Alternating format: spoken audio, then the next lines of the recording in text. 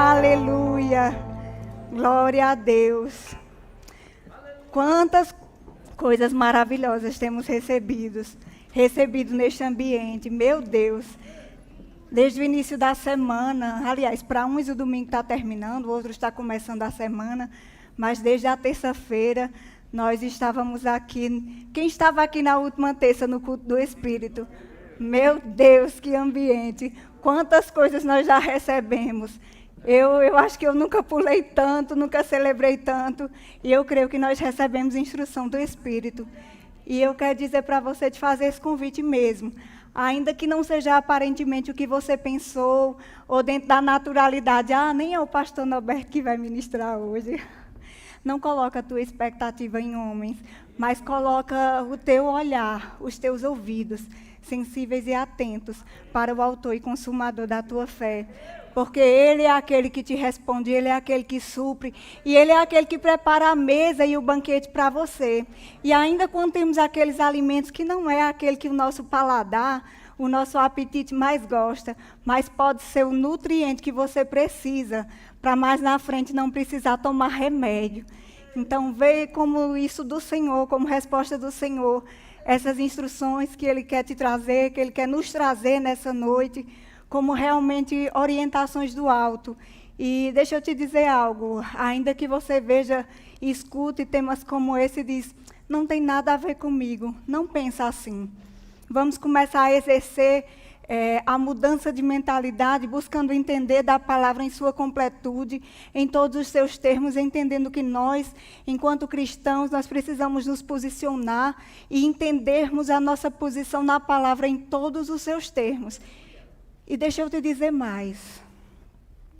O primeiro isentão da história, lá em João 18, depois do versículo 36, ele buscando ser isento ou neutro, ele condenou o autor e consumador da nossa fé. Não existe postura neutra, não existe, isso não tem nada a ver comigo. Quando ele lavou as mãos e jogou para o povo, ele simplesmente condenou o nosso Senhor Jesus. Então, isso aqui tem muito a ver comigo e com você. E isso tem muito a ver com nós enquanto igreja. E aí eu queria que o pessoal colocasse já o primeiro slide. O nosso tema de hoje vai ser Igreja como agente influenciador.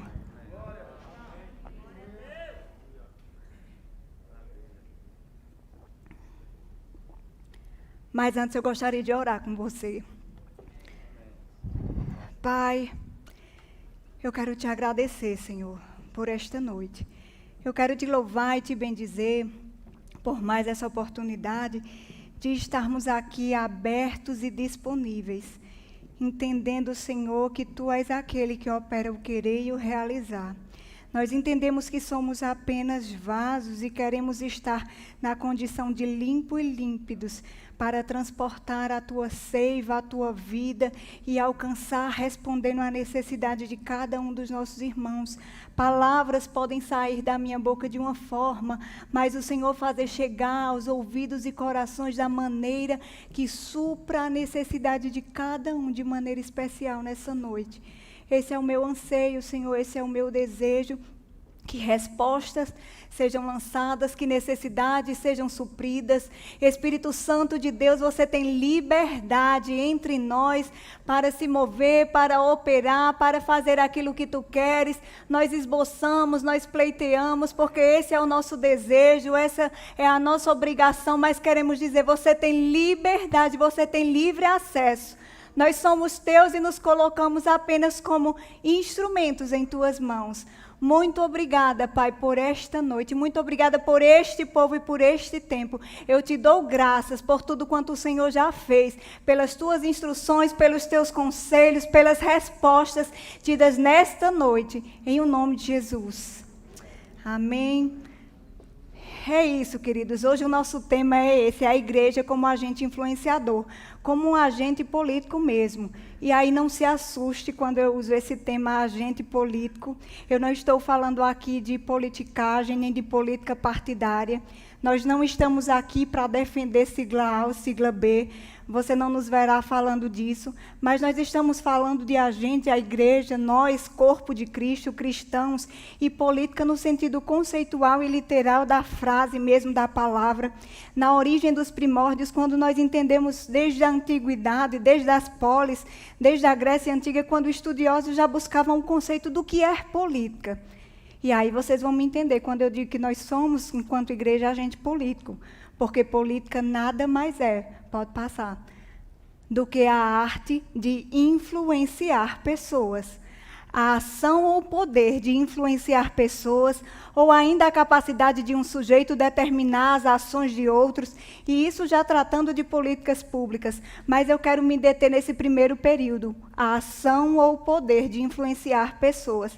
Então, talvez agora você comece a se desprender um pouquinho e dizer, rapaz, então isso tem a ver comigo. Porque você, quando está vendendo no seu dia a dia, no seu negócio, na sua loja, no seu trabalho, você está convencendo e influenciando pessoas a comprar teu produto. Então, você está conceitualmente fazendo política. Isso não sou eu quem digo, isso foi Locke, Hobbes, Rousseau. Dentro de tantos estudos, chegaram a essa conclusão. É a arte e o poder de influenciar pessoas. Então, você vendendo, você está fazendo política.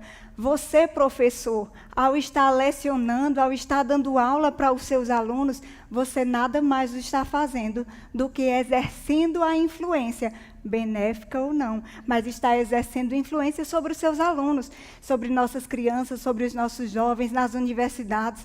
Nós estamos imprimindo conceitos na vida daquelas pessoas e logo estamos exercendo influência. E aí eu vou mais além, eu vou para nós, na nossa realidade do dia a dia aqui enquanto igreja.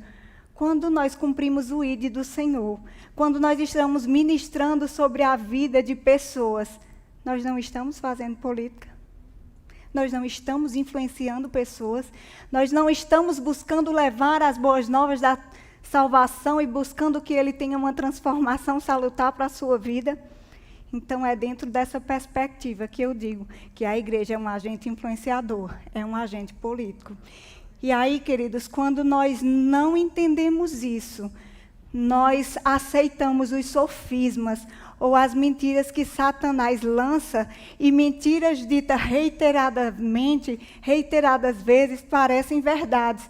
E ele diz por muitos anos que política ou ambientes de atuação política não era lugar de pessoas de bem, não era lugar de pessoas honestas, de crente. E aí nós acatamos isso, entendemos como verdade e nos abstemos desses lugares, das universidades, das escolas, dos locais de autoridade.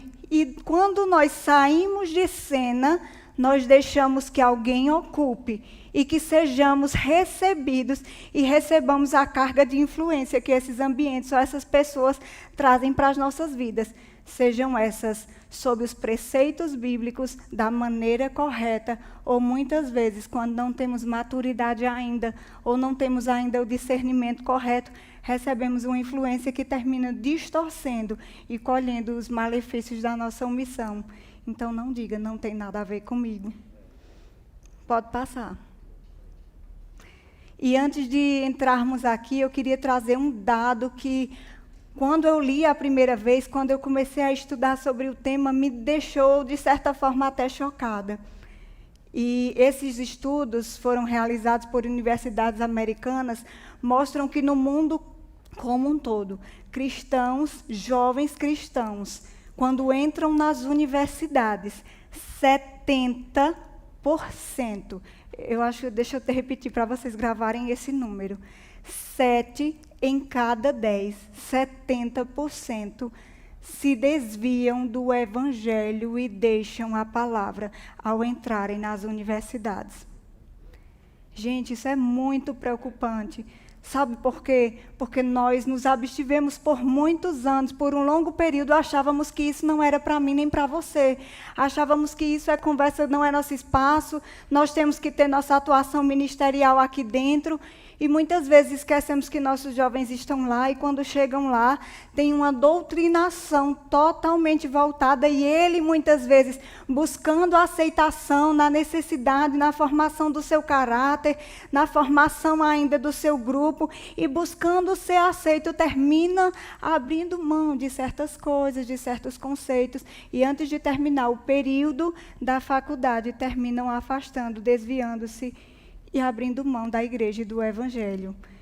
E aí, se não formos nós a ocupar esses lugares e entender a nossa missão, que é além das quatro paredes, e entender que o evangelho excede ou transcende isso aqui, se nós não ocuparmos, alguém vai ocupar. E muitas vezes vai deturpar. E nós estaremos tratando de alguns nomes e algumas pessoas que são tidos como doutrinadores ou ideólogos, que são adorados nesses meios, nos meios das universidades, no dia a dia, enfim. E até mesmo artimanhas que Satanás tem se utilizado para, de forma sutil até, algumas vezes de forma grosseira, e aí nós já até conseguimos ter o nosso escudo e dizer, aqui não, nós estamos blindados, mas às vezes de forma sutil, entrando na igreja, entrando nas nossas casas, e nós dizemos, não, isso aqui eu até concordo, isso aqui eles têm razão. E aí nós levamos a primeira figura, que é Karl Marx, 1 em cada 3 indivíduos no mundo. Ou seguem e acreditam nos preceitos do comunismo, do marxismo, ou tem como um ideário, como um ideólogo e como uma pessoa que realmente tem como trazer a solução para as desigualdades sociais, sendo a solução para o mundo aflito, perturbado e desigualitário que é tido pelo mundo capitalista de hoje em dia. Mas é essa figura que tem aos nossos jovens entrados nas universidades, principalmente nos cursos de humanas, se deparado que tem levado frases e conceitos como essa. Sobre quais fundamentos se assenta a família atual, a família burguesa? Sobre o capital e o proveito privado. Em sua forma completamente desenvolvida, a família tradicional é uma burguesa e existe somente na burguesia. A abolição da família. Até os mais radicais se assustam com esse propósito, infame dos comunistas.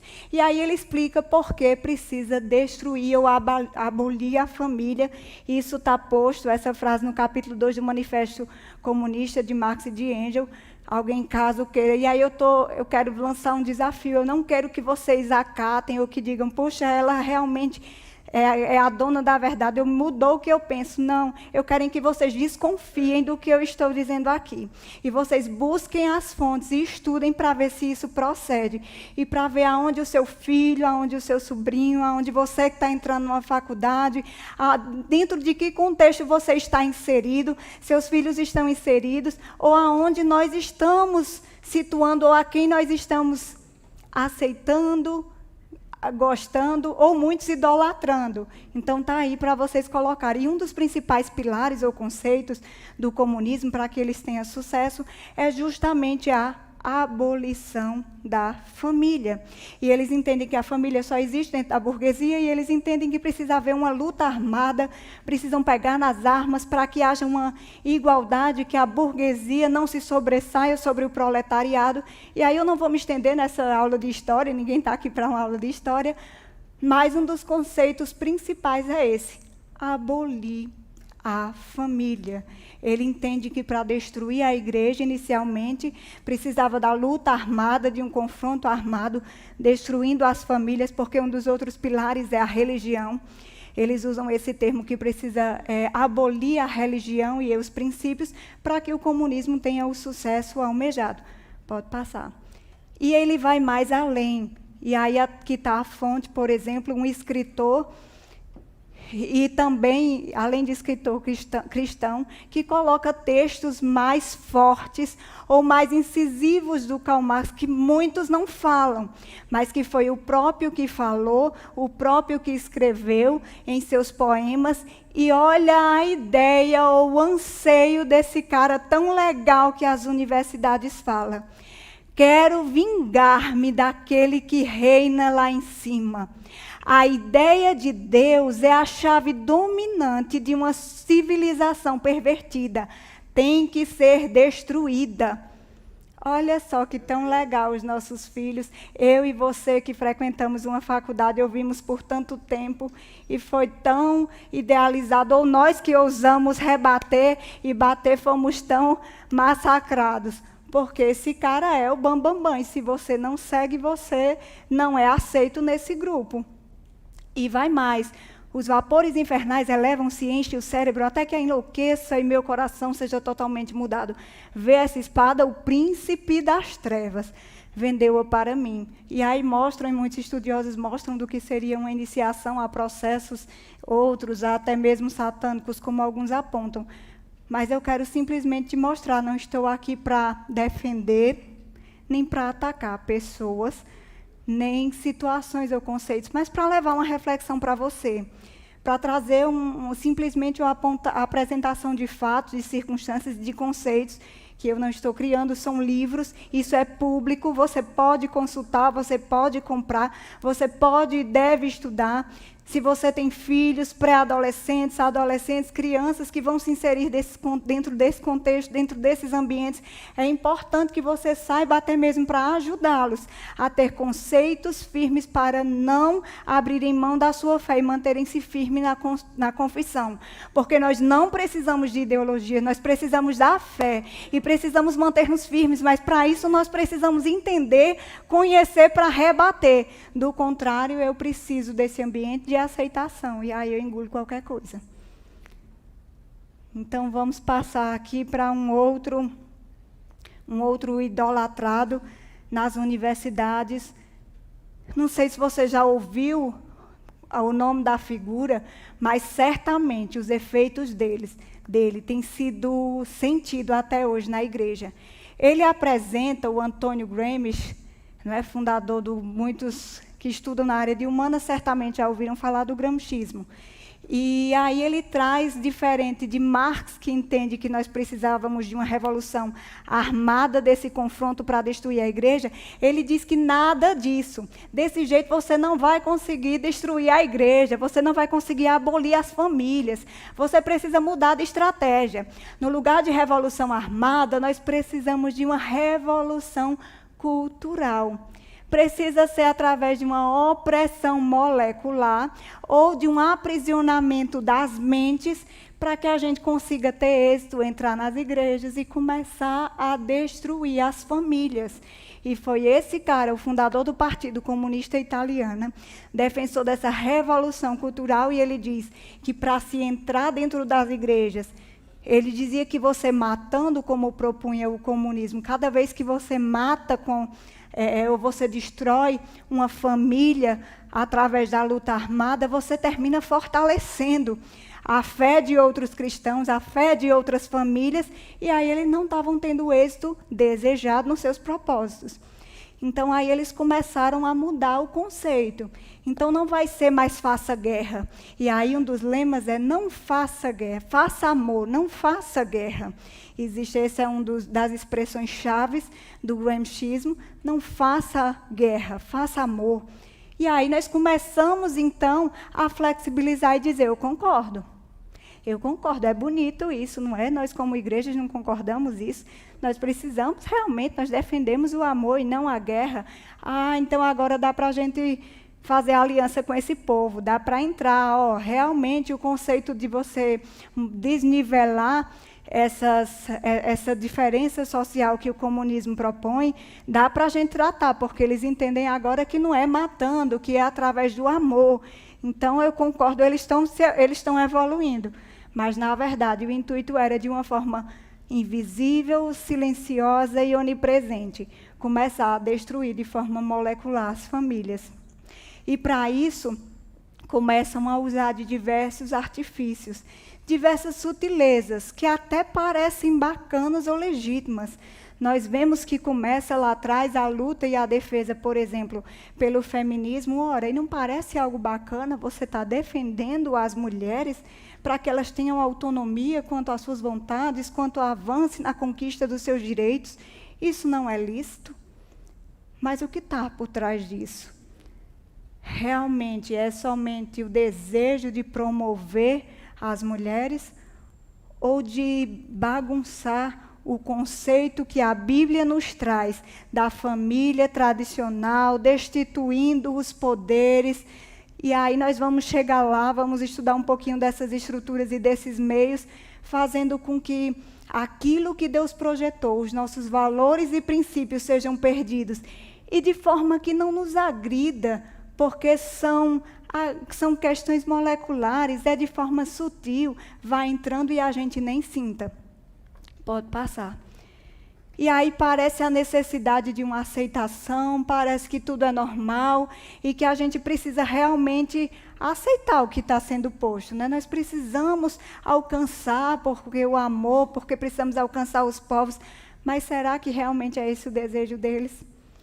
E aí nós começamos a ouvir que o desejo inicial sempre foi destruir os nossos valores e princípios, destruir a família e, consequentemente, destruir a igreja. Viram que de forma maciça, implodir ou explodir um prédio, a estrutura, a igreja, não era tão simples.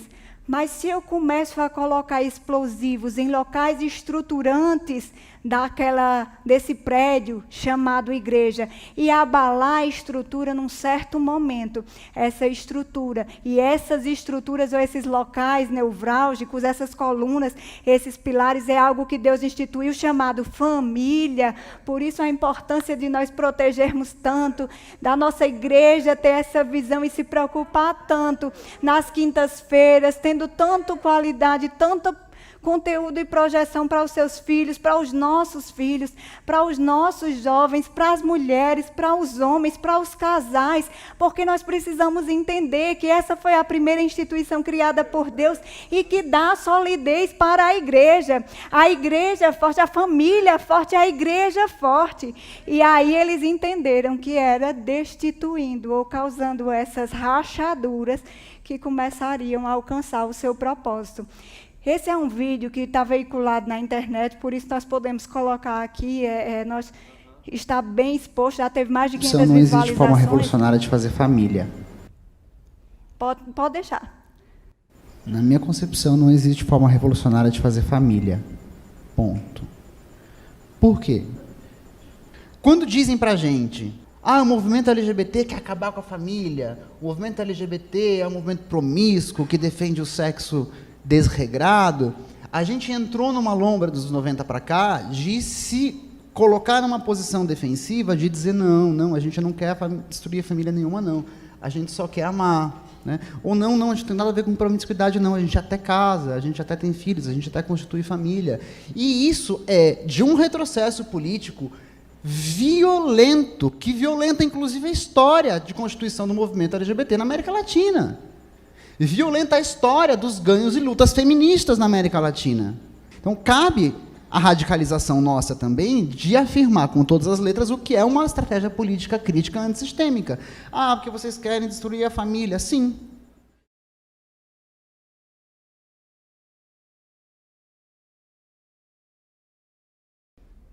Então, isso foi uma conferência, isso foi um movimento nacional, isso já teve mais de 500 mil visualizações somente em um dos canais, fora a propagação que já fora dada a esse vídeo, mas é um dos representantes do movimento e ele deixa claro, o seu intuito é a radicalização, é a destruição das famílias? Sim, de forma simples. Se fosse de maneira oposta, nós colocando algum posicionamento nosso dessa maneira, seria aceito da mesma forma?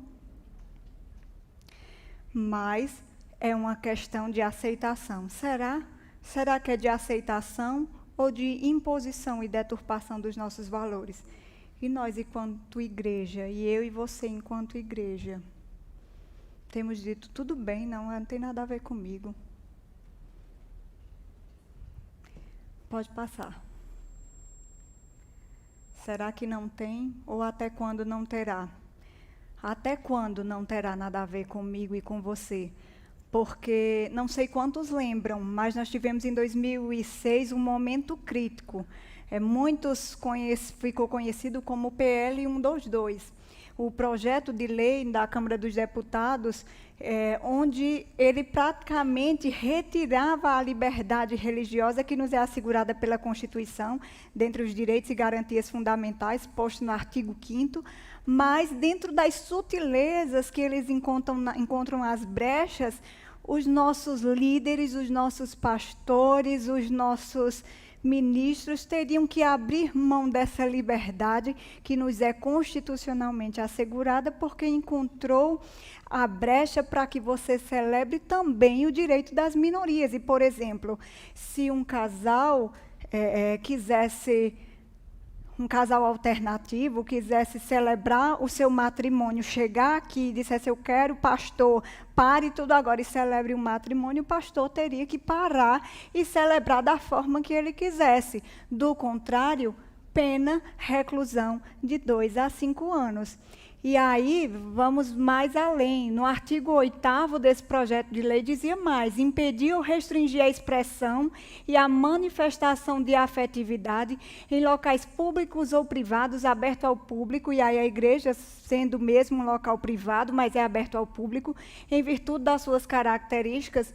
No artigo dessa lei, era defendendo ou elencando os direitos, vou colocar assim esse termo, porque se a gente for LGBTQIA+, algo nesse sentido, pena, reclusão de 2 a 5 anos. Ou seja, o pastor, se tem um casal, tivesse um casal de jovens, ou seja lá o que for, se abraçando na parte externa da igreja, ele chegaria, ei, aqui nem é lugar, você está totalmente fora, vamos ponderar aqui. E não tem nenhum problema nisso, ele está disciplinando, ele está corrigindo.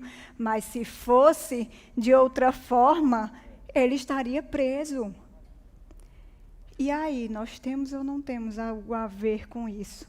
E aí, se não fossem 3 homens que tivessem levantado e pago o preço, e tivessem tido a coragem, muitas vezes, de ter até mesmo as suas famílias expostas, se não fosse o pastor Silas Malafaia, Magno Malta e o padre Paulo Ricardo, e aí nós precisamos dar honra a quem tem honra, e aí esses homens, até mesmo o padre que levantou essa bandeira no meio católico, mobilizou toda a igreja dizendo, ei, nós somos a maioria, nós não podemos abrir mão de um direito que é constitucionalmente assegurado. Ei, nós somos uma voz e nós não podemos silenciar, porque achamos que não tem nada a ver com isso. Nós não podemos abrir mão desses espaços e achar que está tudo bem.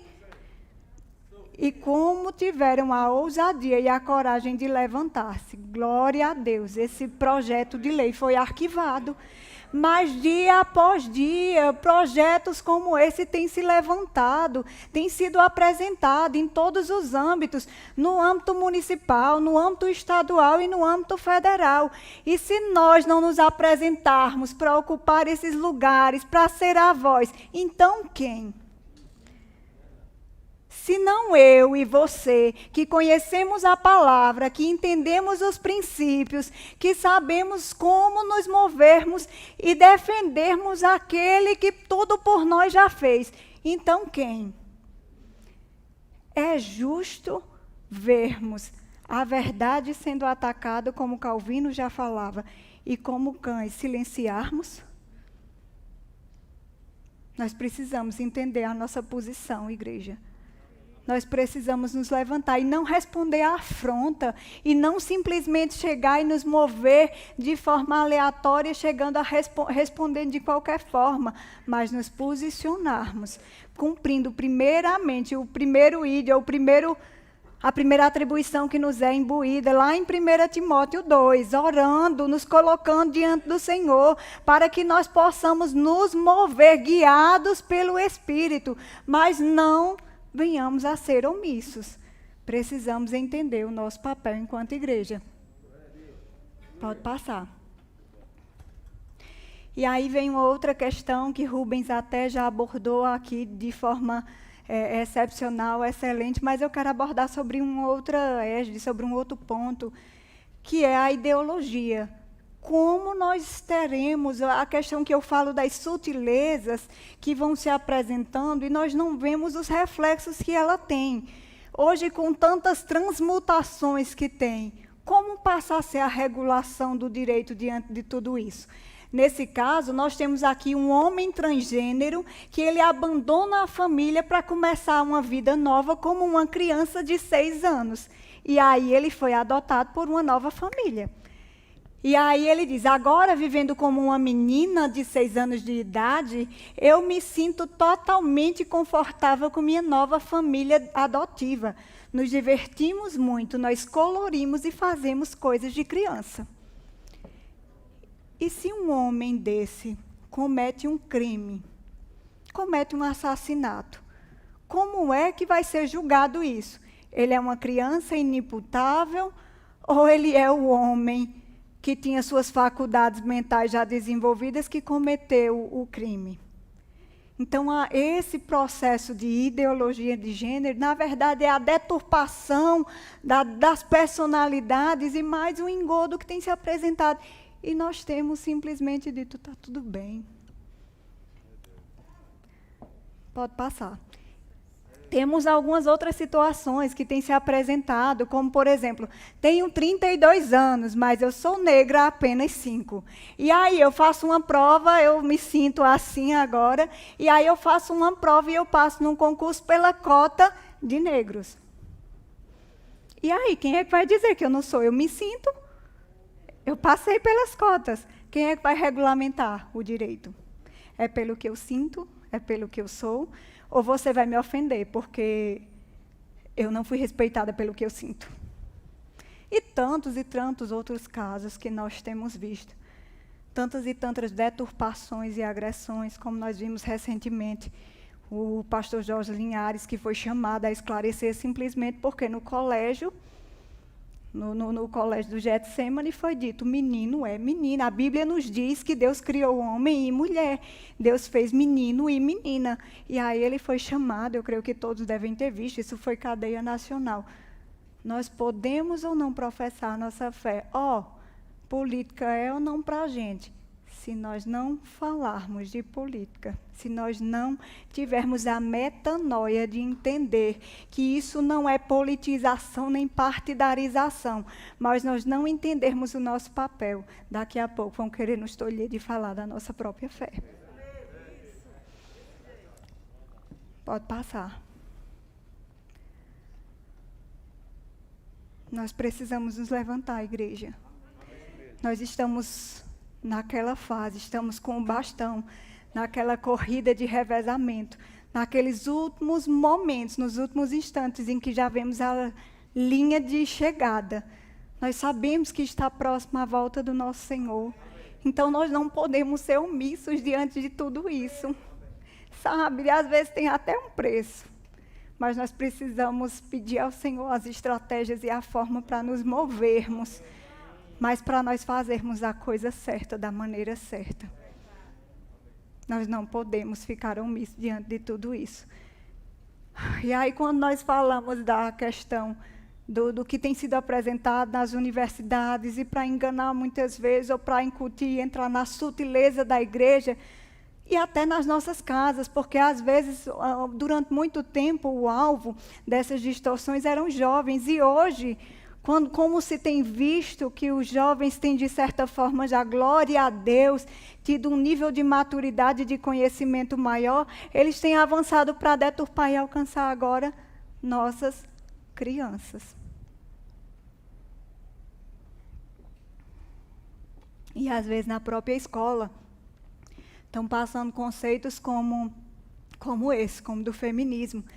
E aí acham muito bacana, né? Outro dia chegou Manu comentando da escola, ela tem 8 anos, e comentando, mãe, mas o que é isso? E tia disse que... E ela veio na linguagem dela comentando, e ela falando, mas é muito legal, porque nós mulheres somos o máximo. E não sei o que, eu disse, Manu, o que foi isso? E fui sentar com ela para ouvir e tentar entender o que estava sendo passado. Mas, às vezes, é algo tão massa e tão bacana que estão levando, e aí não buscam mais somente os nossos jovens, mas já estão incutindo em nossas crianças. E se nós ousamos falar que nós precisamos proteger as nossas crianças, meu Deus, aí você precisa estar pronto para apanhar e para vir retaliação de todo lado. Mas, enfim, um desses pontos, ou uma dessas formas de sutileza de Satanás é o feminismo. E onde dizem que a mulher, que é pela luta das mulheres, pela conquista das mulheres, que ela pode ocupar todos os espaços, a mulher ela tem que ser o que ela quiser, ocupar o que ela quiser, estar onde estiver. De repente começa a aparecer as contradições. Um dos ícones do feminismo, Simone de Beauvoir, ela diz: nenhuma mulher deveria ser autorizada a ficar em casa e a criar filhos. A sociedade devia ser totalmente diferente. As mulheres não deveriam ter essa escolha, precisamente porque se houver a possibilidade de escolha, muitas mulheres vão fazer isso. Olha só. Até pouco tempo, o ideal não era para que as mulheres pudessem fazer o que querem, estar nos espaços que querem estar. E por que, quando diz respeito à família, a defender a família tradicional? Aí não pode, aí a mulher não tem esse direito, a mulher não pode ter o direito de criar filhos.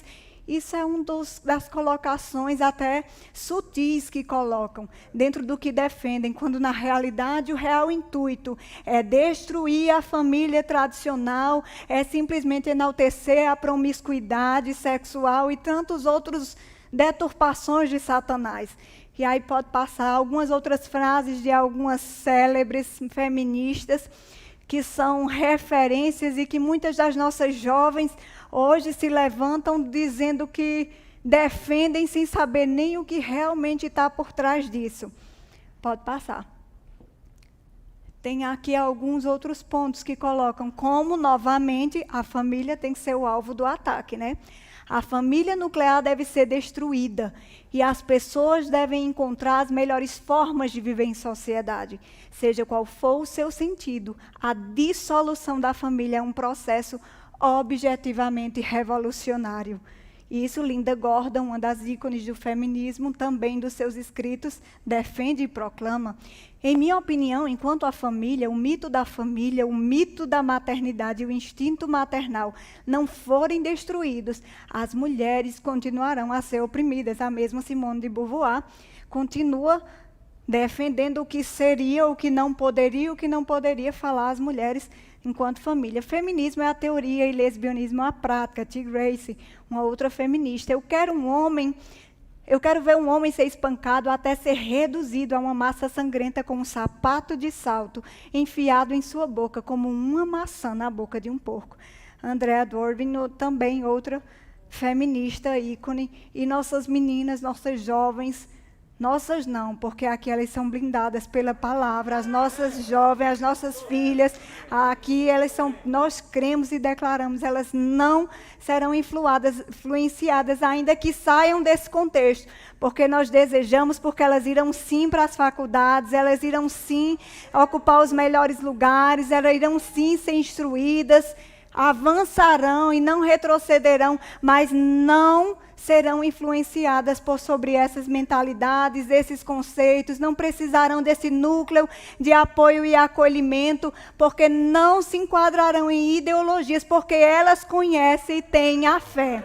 Em nome de Jesus, guardadas, protegidas, blindadas pelo Espírito. Assim nós cremos e declaramos, mas essa é uma realidade do mundo e nós temos visto que tem alcançado os cristãos. Pode passar, meu tempo já está... Eu vou tentar correr aqui. Então, para finalizar, nós temos visto aqui, e eu tentei mesmo trazer, até de maneira superficial, alguns desses pontos, mas trazer essa reflexão nessa noite. Como eu disse, eu não quero que ninguém tenha isso como verdade, mas eu quero te provocar nessa noite, que você saia incomodado, para ler, para buscar se realmente isso condiz com esses ambientes, com essa realidade, com esses meios.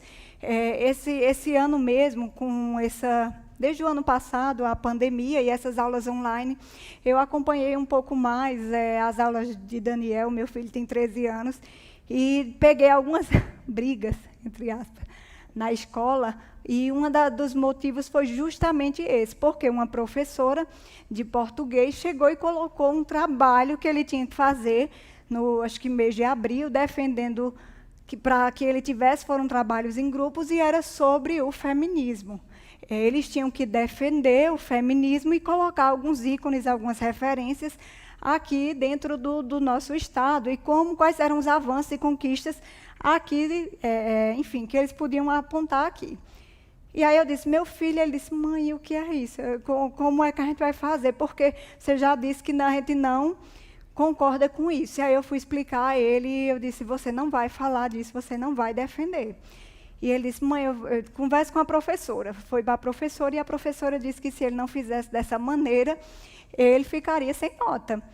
E aí o grupo, a primeira coisa que fez foi excluí-lo, né? Foi tirá-lo do grupo. Ele disse, então você fica sem nota porque a gente não vai mudar o eixo, a forma de apresentação da discussão.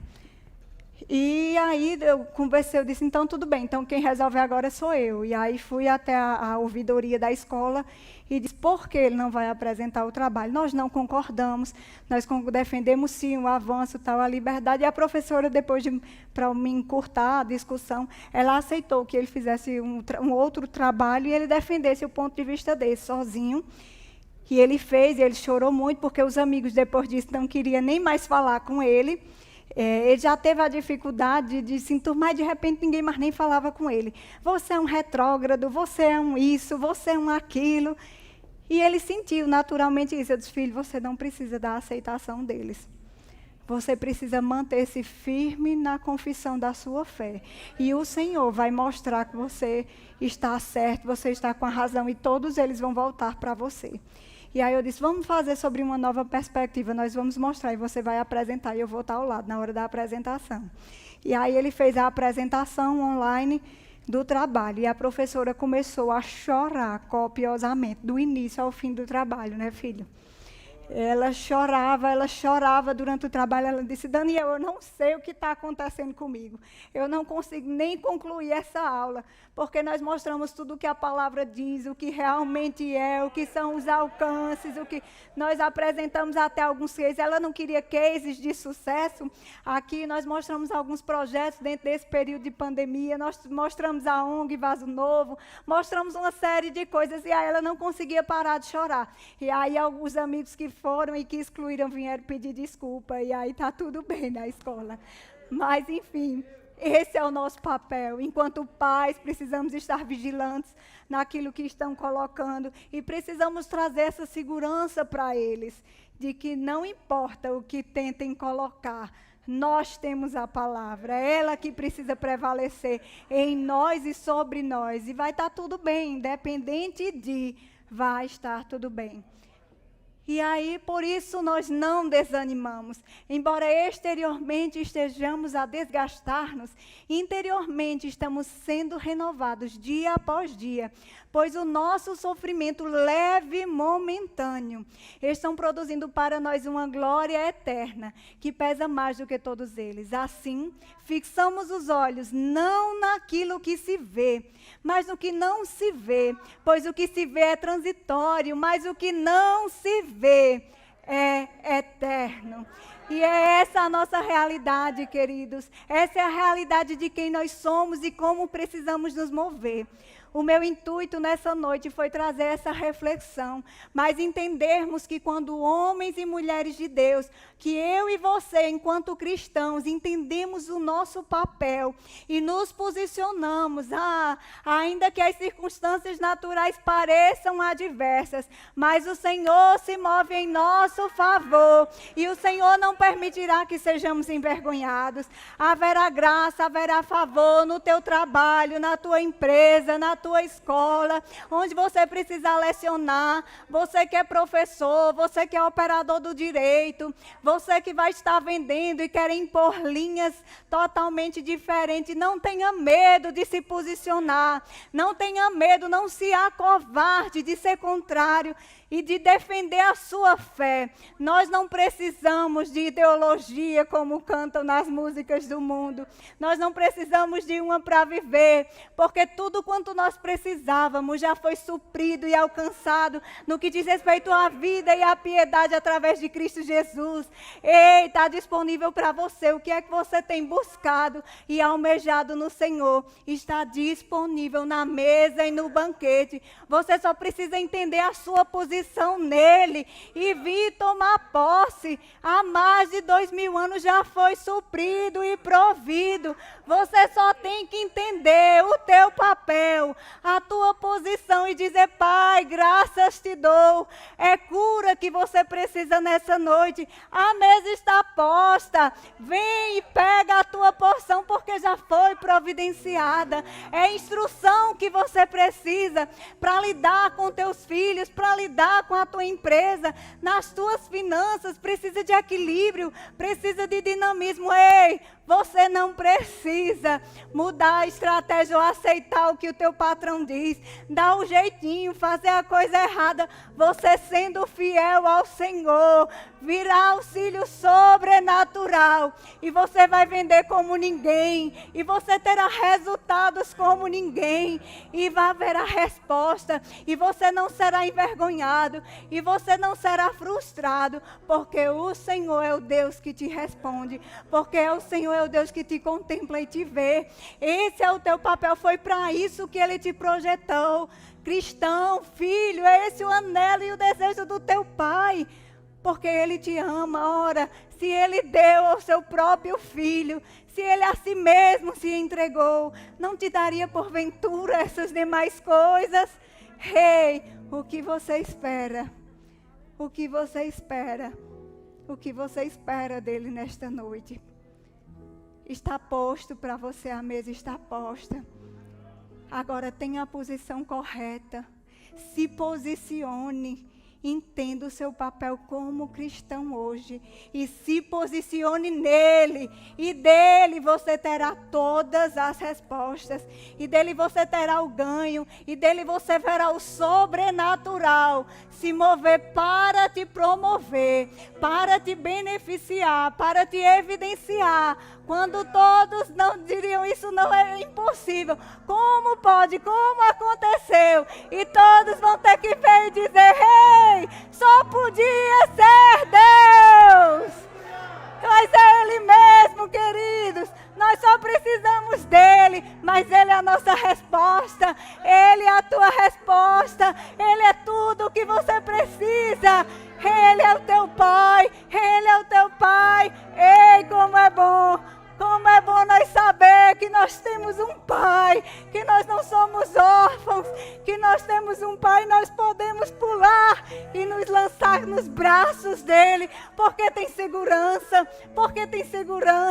porque nós não estaremos só, mas nós seremos acolhidos, nós seremos abraçados, nós teremos o acolhimento dEle. Esse é o teu Pai. Aleluia. Aleluia. Meu tempo está terminando, pastor. Mas o Senhor falou algo na hora dos dízimos e da oferta.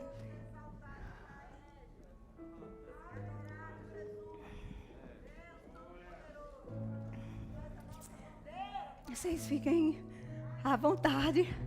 Sejam guiados. Pode ir tocando. E na terça-feira, no culto do Espírito, para mim surgiu uma nota dentro.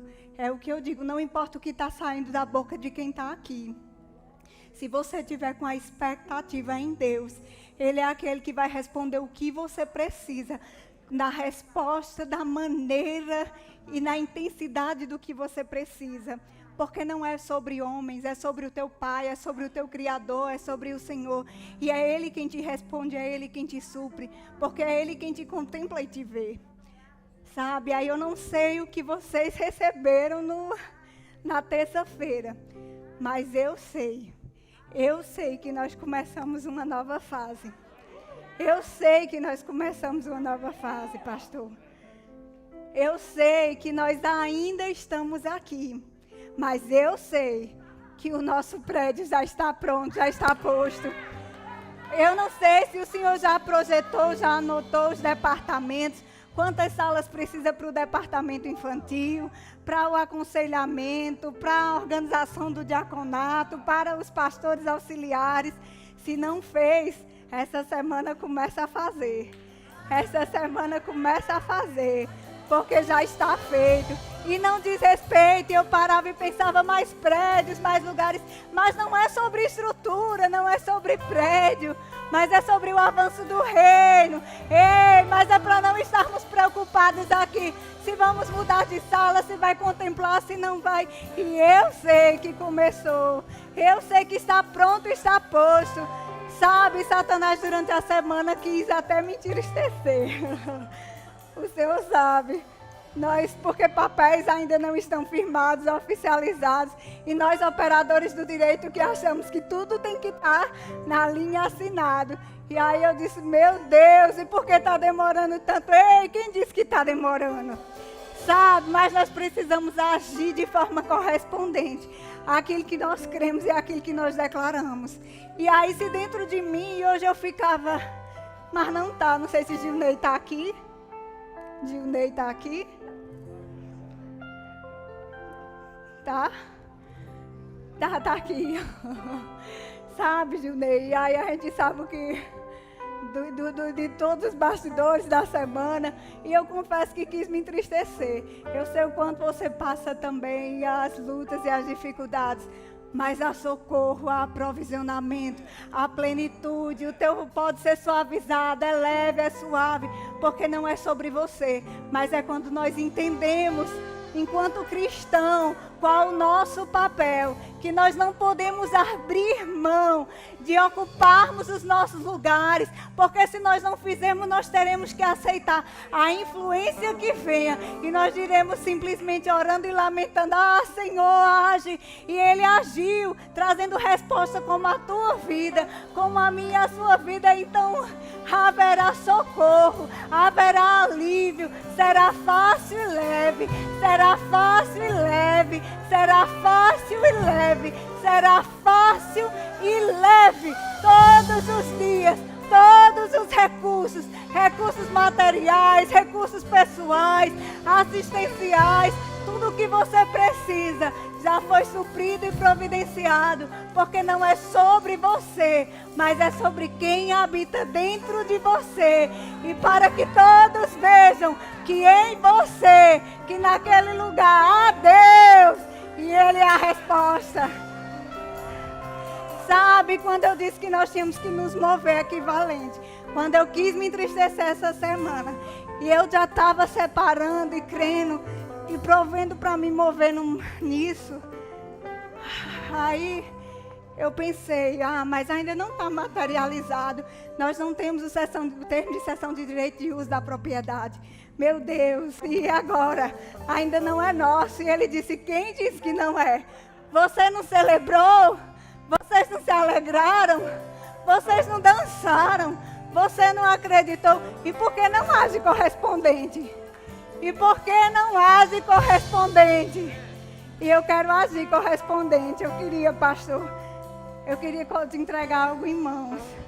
Era algo que nós estávamos já esperando, semeando. E eu tinha dito, não, quando houver a materialização e nós estivermos com um termo, tudo que nós tínhamos já pensado, sonhado e planejado, que era para algo nosso, nós vamos depositar naquele lugar, naquelas mãos, porque ali é o nosso lugar de segurança.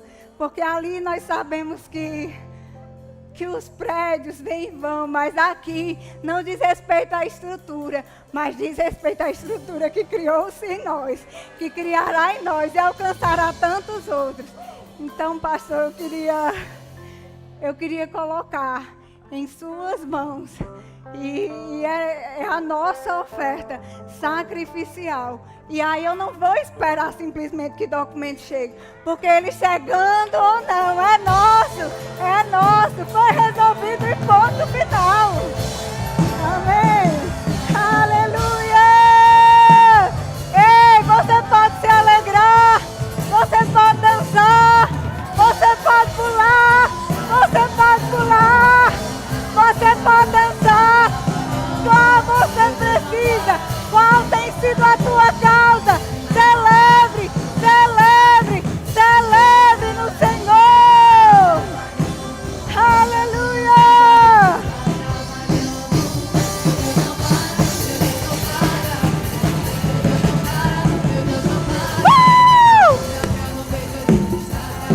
Aleluia.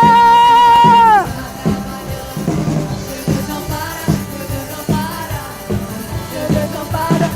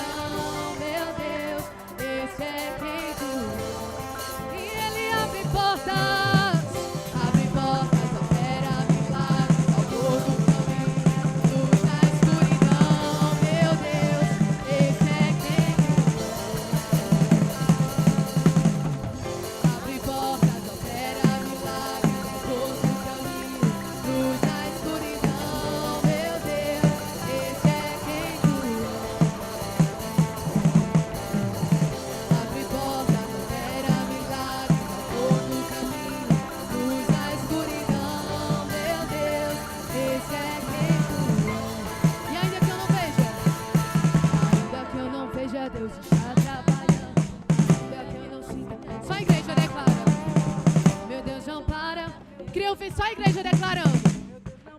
Ainda que eu não veja, Deus está trabalhando. Ainda que eu não sinta, Deus está trabalhando. Meu Deus não para, meu Deus não para, não. Meu Deus não para, meu Deus não para. Ainda que eu não veja, Deus está